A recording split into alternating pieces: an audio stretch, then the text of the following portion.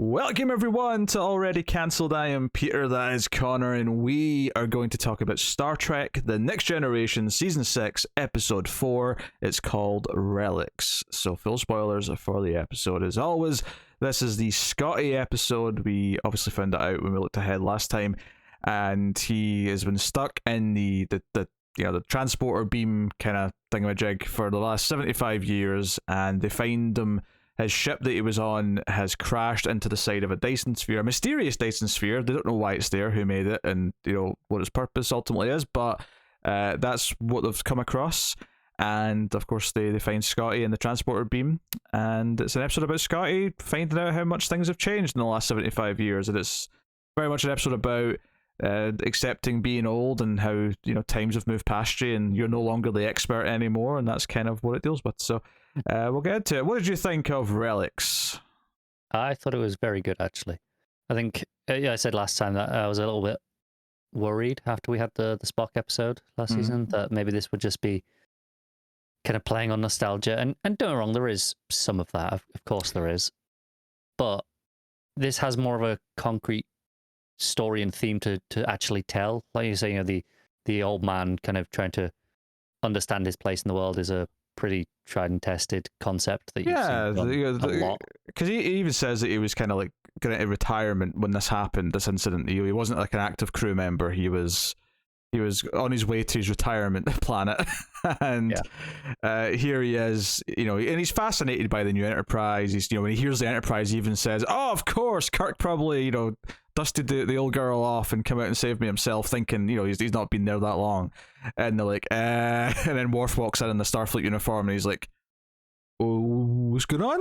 What's happening? How long have I been in there?" And that's very much the premise of the episode from then on. And I think there is some nostalgia stuff, but I think what works about it is that this episode's about him being nostalgic, so it never actually feels that forced. And yeah, it would get old if every time they brought an old character back they'd used this plot device, but they haven't. In fact, they never did it with Spock, and they never did it with Sarek, so this actually feels like you get to do it this one time with him. You get to have him, and because he's the one who loved his ship, the idea of him reminiscing about his Enterprise and being dismayed that all these things have changed and it's not like his Enterprise. So when we get to that scene where he has the holodeck rebuild or recreate the original Enterprise bridge, yeah, it's a bit of a cheap pop, but goddamn, if the theme coming in as he walked onto that bridge and then him sitting there, it hit. It was effective, and the idea that this is the moment where Picard's finally off duty and gets to come and talk to Scotty and shares a drink with them and the old bridge, it's kind of sweet, and it works. It is, and as much as it works, because yes, cheap nostalgia stuff, thematically this all works for the character. I think that's the important thing here that makes it function as an episode, as a story, as a as a little character play for drama for Scotty himself. Yeah, also it's not just there to be cheap for us.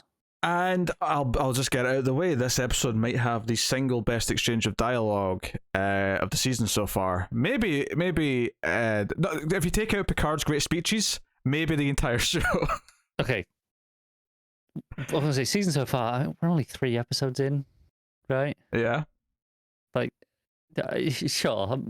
You probably say that in a lot of seasons. Like the laugh I let out for this, because of the way it recontextualizes something and kind of explains a lot of things from the original series. Okay, was great to me. I know which line you're on about. Yeah. So he's kind of following Geordi around because that's the engineer, right? So that's his his equivalent on this show, and he's like, "Oh, you're doing this thing for the captain? How long's it going to take?" And he's like, an hour. I told the captain it would take an hour. It's like, yeah, but how long is it actually going to take? It's like, an hour.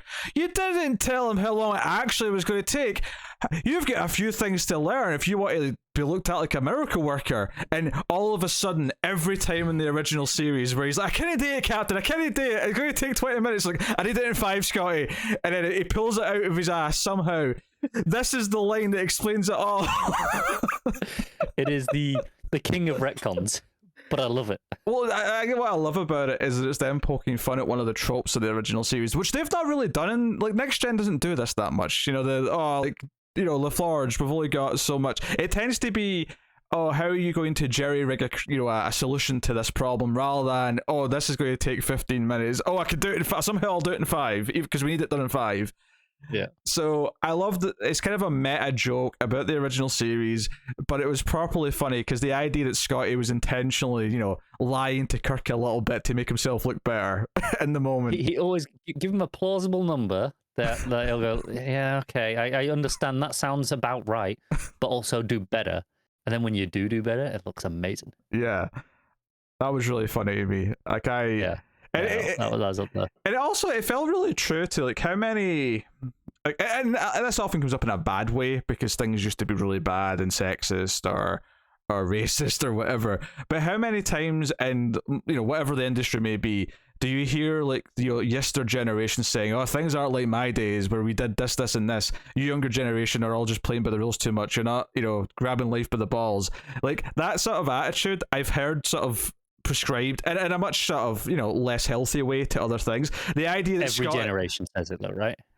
That's probably true to some extent, but the idea that applies to what Scotty's saying here to Scotty and how he looks at the Enterprise and how he functioned with his captain, to how Picard commands respect from all of his, and it's not like Picard's this draconian leader. He commands respect by giving them respect, by being a good leader, whereas Kirk and co, yeah, there was respect, but it was a very fast and loose kind of old boys kind of vibe to it as well. So I don't know. I love that comparison just through that one exchange and Scotty's shock of like, and obviously Geordi's getting annoyed because he won't shut up and he keeps coming up and offering advice and so on. He's like, no, this is broken. It's going to explode. And he's like, no, we changed it. It's all good. All of that was pretty delightful stuff, and a lot of that was any time because obviously you're expecting the episode to give him. Okay, he's going to have one final thing he gets to do to save the day, where Scotty's instrumental in fixing everything. And I think what I appreciate about it is that obviously it does that and it gives him that thing by the end of the episode. But what I loved about it is that Picard was seeing that he's kind of down and seeing that he's feeling useless. Says to Geordi, look, figuring this stuff out, the flight records on the other ship, like, it's not working really well.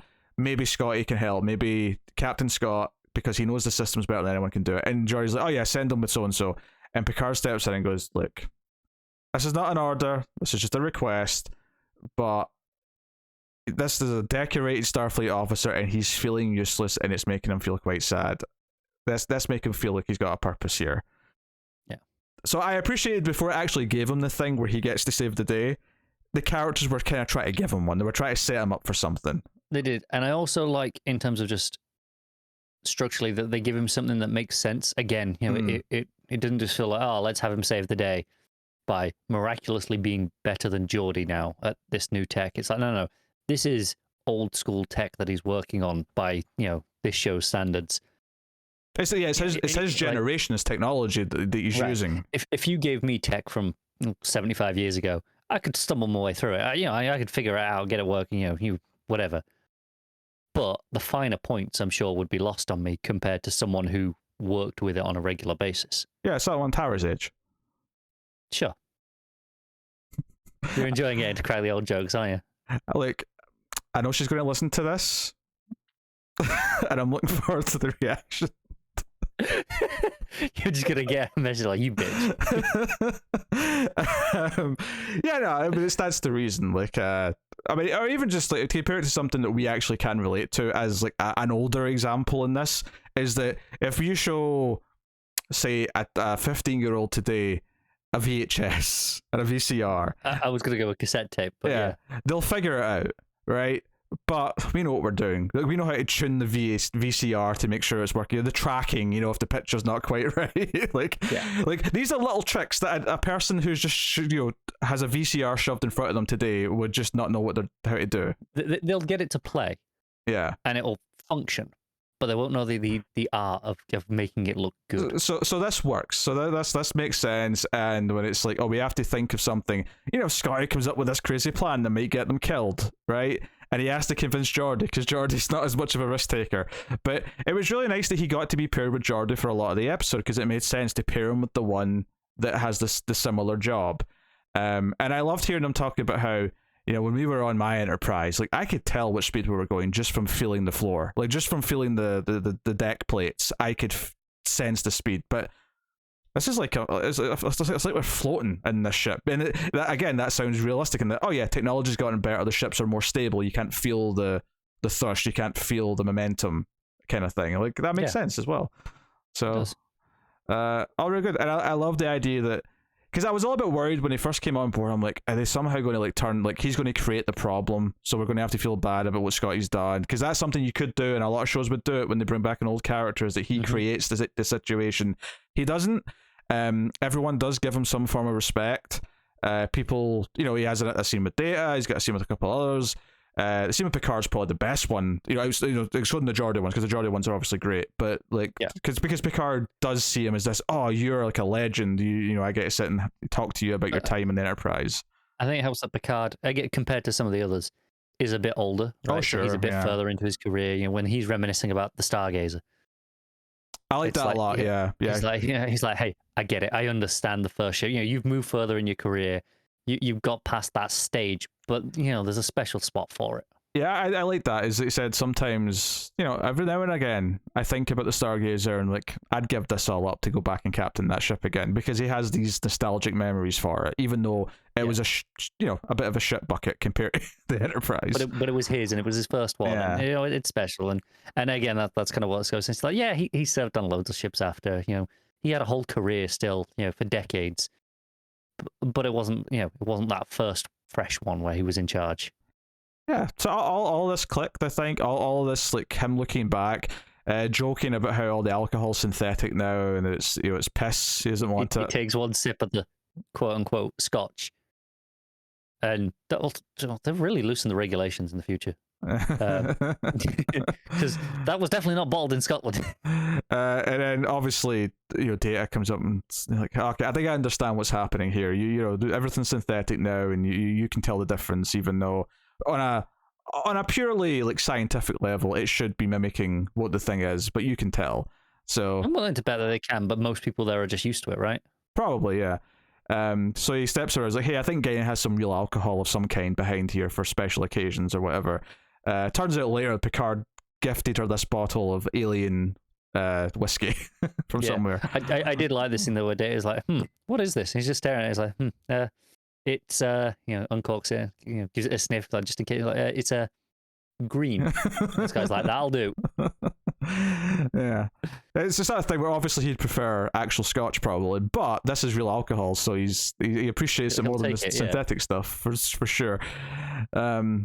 Yeah, I think the performance worked really well. It did kind of feel, I mean, this wasn't the last time he played him, because Scotty is at least in a little bit of Generations when we get there, but it did kind of feel like a sort of interesting little goodbye for the character to get to reminisce and move on. It makes sense, the end of this episode where he leaves, he's like, do you know what, maybe I'm not quite ready to retire. This is all kind of new and exciting. I want to see some of this.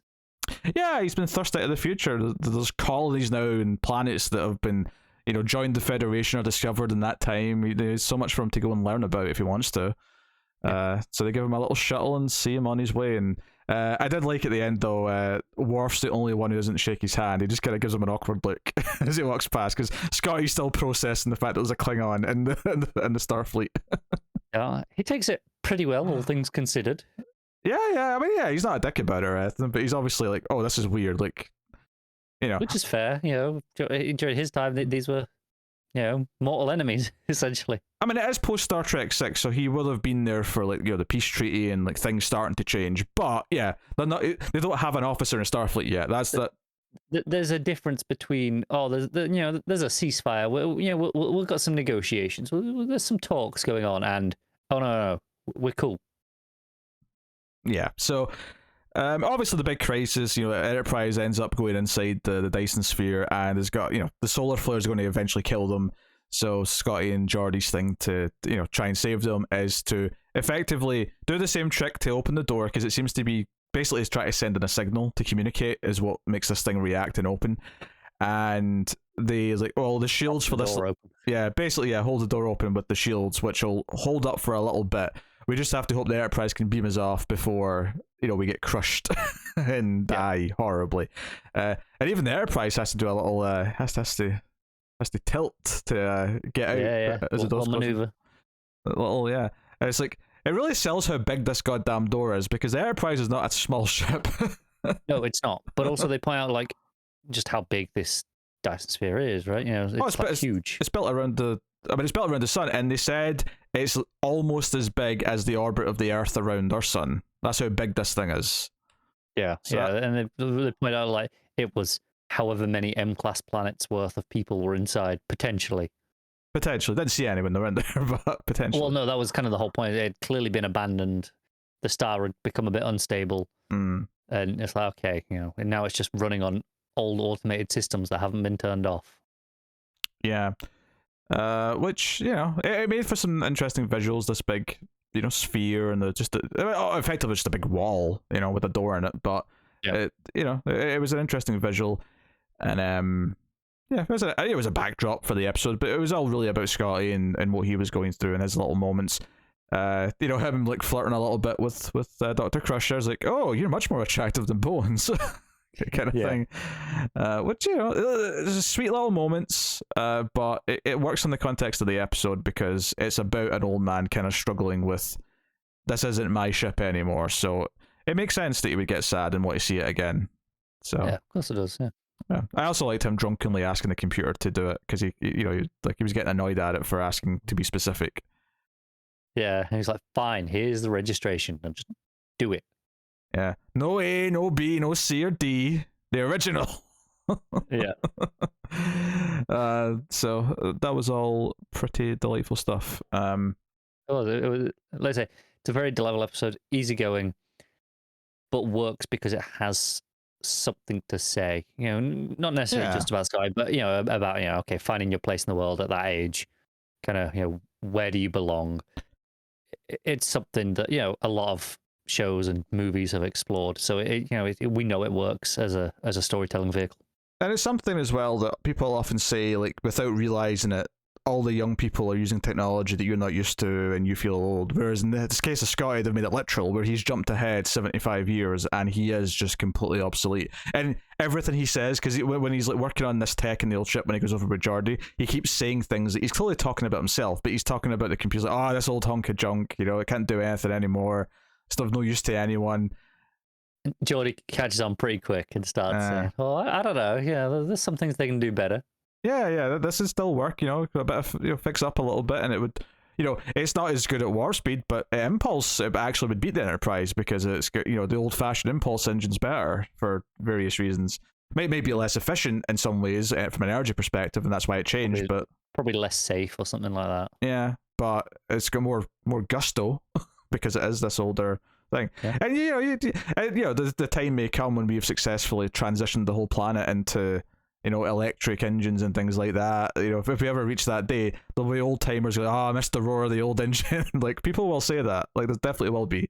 People say that now still, even like when you just see, like, you know, even like the hybrids or, you know, the electric ones, they're so quiet and objectively in every way better. Yes.